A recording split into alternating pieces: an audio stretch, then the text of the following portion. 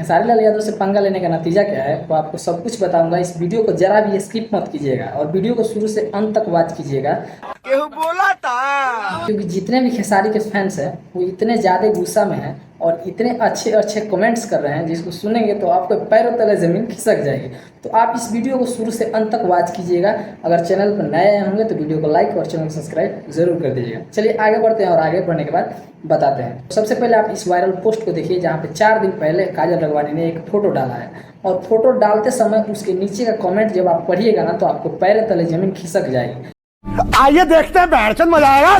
कि भाई साहब ये कमेंट करने वाले आदमी कहाँ कहाँ से आते हैं, कौन है ये लोग, कहां से आते हैं?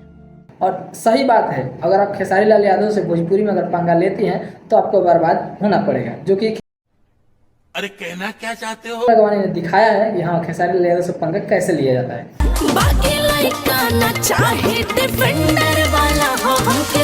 तो सबसे पहले आप इस वायरल पोस्ट को देखिए और इसका कमेंट हम पढ़ते हैं। तो सबसे पहला कमेंट देखिए क्या लिखा है, नसीब में नहीं है डिफेंडर। वाह क्या बात बोले हो भाई।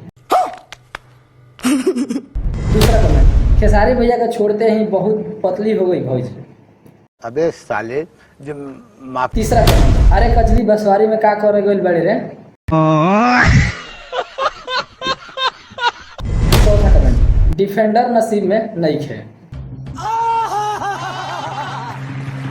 पांचवा कमेंट, खेसारी भैया के छोड़ते बसवार में फोटो खींचे लगली, हिल के जगह पर चप्पल आ गई। आदमी और औरत में यही फर्क है कि आदमी के साथ औरत रहती है तो औरत का सम्मान बढ़ जाता है। ज़्यादा घमंड ठीक नहीं किसी के लिए। ये भाई तो दिल को छूने वाली बात बोली है, जो भी बात बोला है भाई ने दिल को छुआ।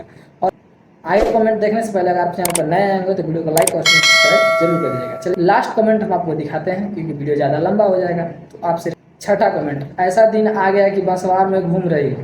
वाह। इस वीडियो को इतना शेयर कीजिएगा कि जितने भी खेसारी लाल यादव के फैंस हैं वो देख पाएँ और देखने के बाद काजल रघवानी की औकात नाप दें।